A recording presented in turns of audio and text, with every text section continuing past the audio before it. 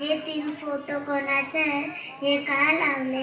हे तीनही फोटोज महान लोकांचे आहेत, ज्यांनी आपल्या भारताचे नाव जगभर रोशन केले आहे आणि एक नवीन इतिहास घडवला, ज्यामुळे स्त्रियांची अंतरशक्ती व हिंमत दर्शवली जाते. तसेच समाजामध्ये ट्रान्सजेंडर लोकांना मानाने जगता यावे हे शिकवले. चला तर मग आपण सगळ्यांनी बघूया यांची वाटचाल.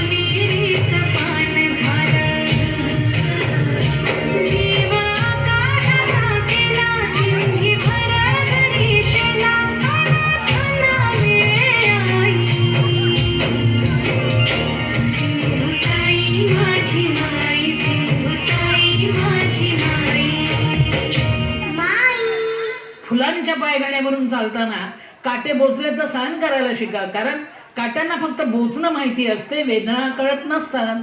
तुम्ही तुमचे पाय एवढे घट्ट करा, एक दिवस काटे तुम्हाला सांगतील, आइए वेलकम सुस्वागतम, हम झुकता है तुम चलना सीखो.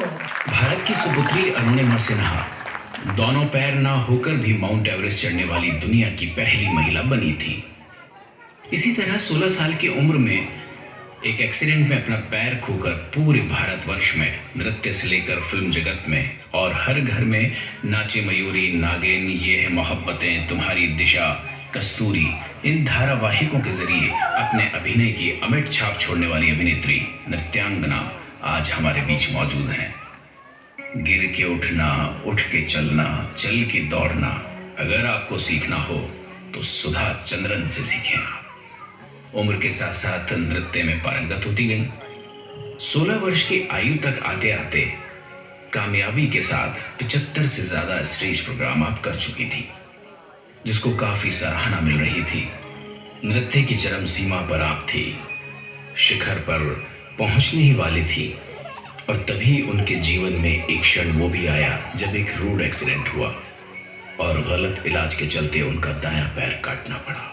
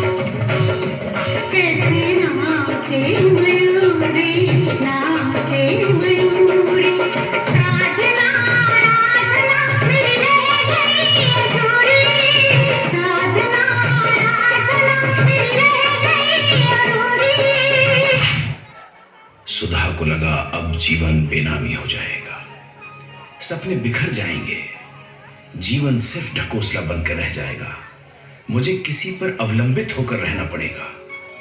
लेकिन तभी पिता पूरे हौसले के साथ सामने खड़े हुए.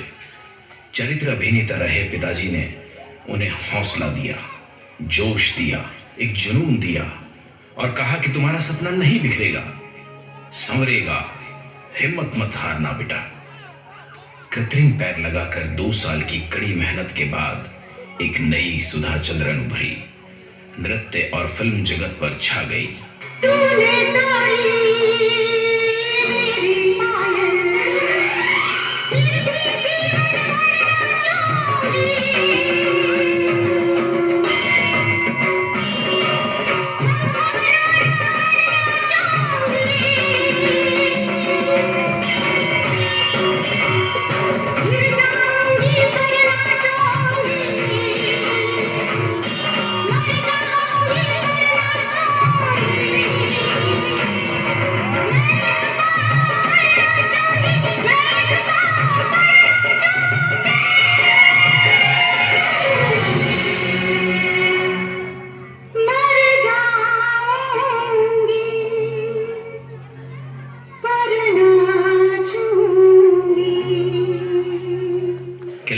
से डरकर नैया पार नहीं होती, लड़ने वालों की कभी हार नहीं होती, मन में ठान लिया तो जिंदगी बेकार नहीं होती।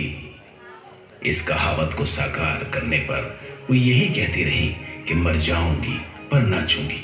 ये विश्वास उन्होंने अमर कर दिया। नमस्कार, मैं गौरी, तुम तीसरी गौरी साहब। जिसे कोई हिजड़ा कहता है तो कोई सोशल वर्कर, कोई नौटंकी बुलाता है तो कोई गेम चेंजर। ये कहानी इसी सफर की। जो लोग अपनी असलियत दिखाने से डरते हैं वो कभी जीतते नहीं बाबू। आप लोगों को हम डिफरेंट लगते हैं, मगर आप लोगों को हम अबनॉर्मल लगते हैं, ये एक्सेप्टेबल नहीं है बाबू। आप ये कह रहे हैं कि इस देश में अगर आप मर्द या औरत नहीं है तो जिंदा ही नहीं है। रूल है। क्या लगता है ये रूल बदलने के लिए?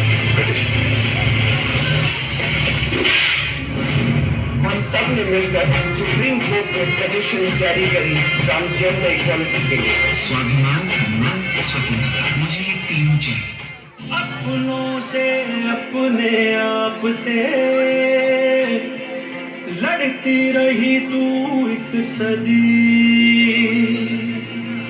चट्टानों से टकरा के सागर को मिल गई रे नदी।